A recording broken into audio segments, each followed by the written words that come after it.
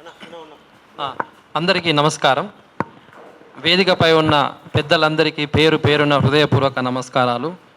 ఈరోజు ముఖ్యంగా స్వాతంత్రం వచ్చి 77 సంవత్సరాలు దాటిన బీసీలకు దక్కవలసిన వాటా ఫలాలు దక్కడం లేదు.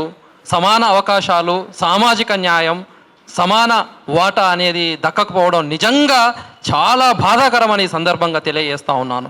ఒక్కసారి తెలంగాణ రాష్ట్రమే కావచ్చు, దేశమే కావచ్చు, చరిత్ర పొడవునా చూసుకున్నట్లయితే ఆర్థికంగా అణచివేతకు గురవుతున్నారు, సామాజికంగా అణచివేతకు గురవుతున్నారు, చివరిగా రాజకీయంగా కూడా అణచివేతకు గురి కావడం చాలా బాధాకరమని ఈ సందర్భంగా తెలియజేస్తూ ఉన్నాను.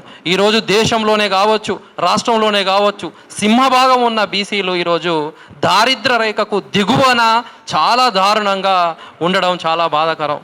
100కు కులాలు ఈరోజు ఇప్పటికీ అసెంబ్లీలో అడుగు పెట్టకపోవడం, పార్లమెంట్లో అడుగు పెట్టకపోవడం చాలా బాధాకరం తెలియజేస్తున్నాను.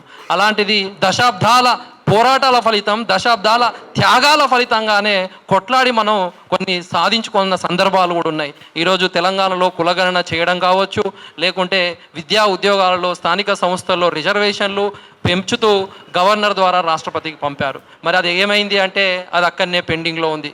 ఆ తర్వాత స్థానిక సంస్థల్లో పంచాయతీరాజ్ చట్టం 2018 ఏదైతే 285A సవరించి గవర్నర్కి పంపించారు, అది అక్కడే పెండింగ్ ఉన్న పరిస్థితి మనందరికీ తెలిసిందే. అయితే నేను ఏమంటున్నాను, ఈరోజు జీవోలను అడ్డుకోవడానికి ముందుకొస్తారు. ప్రతిదానికి ఏదైనా బీసీలకు అవకాశాలు వస్తాయంటే చాలు అడ్డు కూడా కడతా ఉండడం చాలా బాధాకరమని సందర్భం తెలియజేస్తూ ఉన్నాను.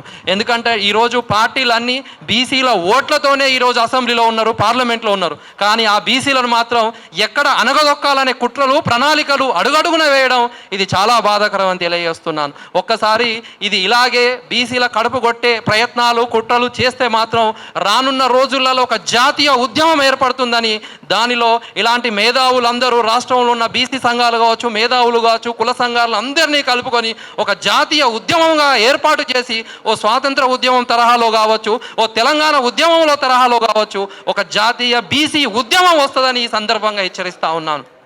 ఎందుకు ఇంత కుట్రలను జలేస్తూ ఉన్నాను? ఈరోజు జీవో ఇచ్చిళ్ళు అనుకోండి, వెంటనే సుప్రీంకోర్టులో పోయి పిటిషన్ ఇస్తారు, వెంటనే హైకోర్టులో పోయి పిటిషన్ ఇస్తారు.